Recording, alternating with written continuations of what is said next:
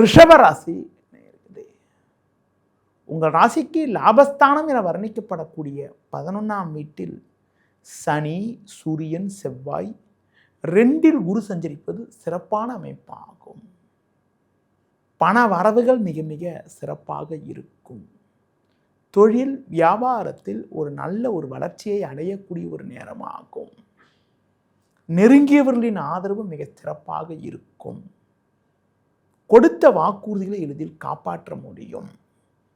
தொழில் வியாபாரத்தில் உங்களுடைய நீண்ட நாளைய கனவுகள் எல்லாம் நிறைவேறக்கூடிய ஒரு நாட்களாக வருகின்ற நாட்கள் இருக்கும். வெளியூர் தொடர்புகள் மூலமாக அனுகூலமான பலன்களை பெறக்கூடிய ஒரு வாய்ப்புகள் உங்களுக்கு உண்டு. எடுத்த பணியை குறித்த நேரத்தில் முடிப்பீர்கள். உடல் ஆரோக்கியம் சிறப்பாக இருக்கும். எதிலும் சுறுசுறுப்பாக செயல்பட முடியும். தொழில் வியாபாரத்தில் எதிர்பார்த்ததை விட ஒரு சிறப்பான லாபத்தை அடையக்கூடிய ஒரு வாய்ப்புகள் உங்களுக்கு உண்டு. உத்தியோக ரீதியாக பார்க்கின்ற பொழுது பணியில் சுறுசுறுப்பாக செயல்படுவீர்கள்.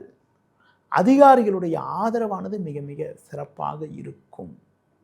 அது மட்டும் இல்லாமல் உங்களுக்கு இருந்து வந்த மறைமுக எதிர்ப்புகள் எல்லாம் கூட தற்போது இருந்த இடம் தெரியாமல் மறையும்.